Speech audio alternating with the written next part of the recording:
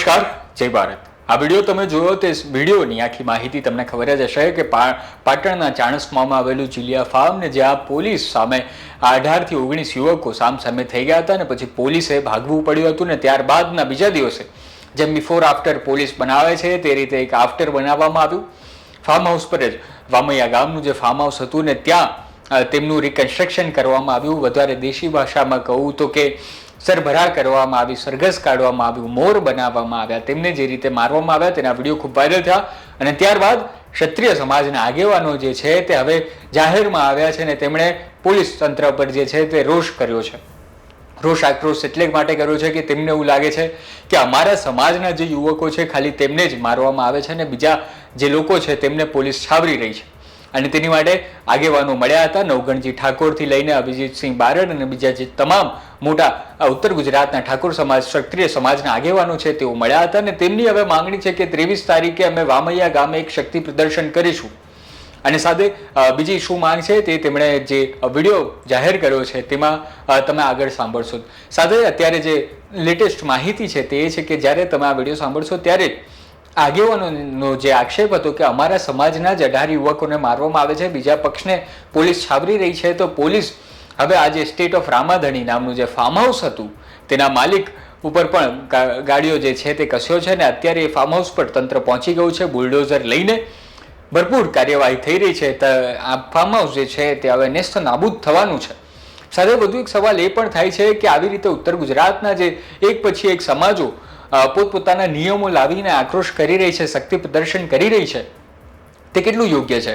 જે 18 યુવકે પોલીસ ઉપર જે હાથ ઉપાડ્યા, પોલીસ ઉપર જે પથ્થરમારો કર્યો તે કેટલું યોગ્ય હતું ને ત્યારબાદ પોલીસે એક્શન લેવાની જરૂર પડી છે?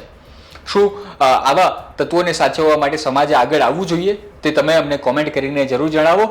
ખેર અત્યારે તો 23 તારીખે જે શક્તિ પ્રદર્શન થવાનું છે, કલેક્ટરને મળવાના છે, વામૈયા ગામે શું થવાનું છે તેની માહિતી અભિજીતસિંહ બારડે આપી છે, તે તમે સાંભળો। આજે વામૈયા રામબાઈ માતાના મંદિરે ક્ષત્રિય સમાજ એકઠો થઈ અને માગણી કરી છે કે તાજેતરમાં વામૈયા ગામના અને આજુબાજુના ક્ષત્રિય સમાજના 18 જેટલા દીકરાઓ જેમનો પાટણ જિલ્લાના જીલિયા ગામે ભાર્ગવ અને ભાવેશ કરી અને જે વ્યક્તિઓ છે જેનો ગુનાહિત ઇતિહાસ છે એના સાથે જે ઘર્ષણો થયા અને એ ઘટના અંતર્ગત ક્ષત્રિય સમાજના 18 યુવાનોની ધરપકડ થઈ અને 18 યુવાનોને પોલીસે ક્રૂરતાપૂર્વક બર્બરતાપૂર્વક કાયદેસર લોકશાહીનું હનન થતું હોય લોકશાહીનું હનન કરી વસ્ત્રાહરણ કરી અને કાયદો અને વ્યવસ્થા હાથમાં લઈ અને પોલીસે સડે ચોક જાહેરમાં જે ઢોરમાર માર્યો છે, જે અમાનવીય વ્યવહાર કર્યો છે, એના સામે ક્ષત્રિય સમાજનો ઉગ્ર રોષ છે।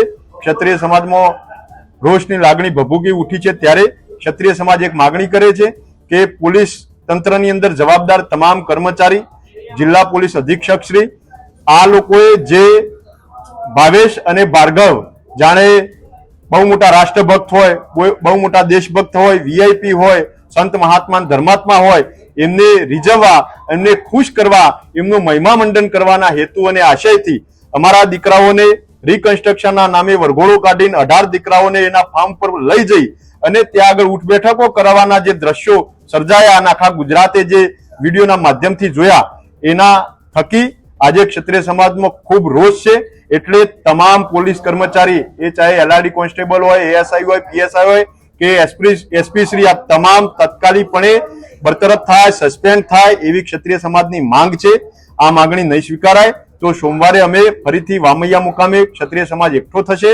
ત્યાંથી જિલ્લાના કલેક્ટરશ્રીને આવેદનપત્ર પાઠવીશું અને શક્તિ પ્રદર્શન કરી અને અલ્ટિમેટમ આપીશું કે ટૂંકા ગાળાની અંદર અમારી માગણી જો સંતોષવામાં નહીં આવે તો કાયદાકીય રીતે લડીશું, કોર્ટના માધ્યમથી લડીશું, સામાજિક રીતે શક્તિ પ્રદર્શન તો કરીશું પણ રાજકીય રીતે ગામે ગામ ક્ષત્રિય સમાજના ગામોમાં રાજકીય પાર્ટીની પ્રવેશબંધીનું ફરમાન સાથે કોઈ રાજકીય વ્યક્તિને ઘૂસવા નહીં દેવા એવા આકરા નિર્ણયો લઈને પણ એક દાખલો બેસાડીશું। ક્ષત્રિય સમાજના આ સ્વાભિમાન પર પ્રહાર થયો છે એને સાખી નહીં લઈએ એ મિજાજ સાથે આજે ક્ષત્રિય સમાજ એકઠો થયો। આપનું નામ ને હોદ્દો? અભિજીતસિંહ બારડ, ક્ષત્રિય સમાજ।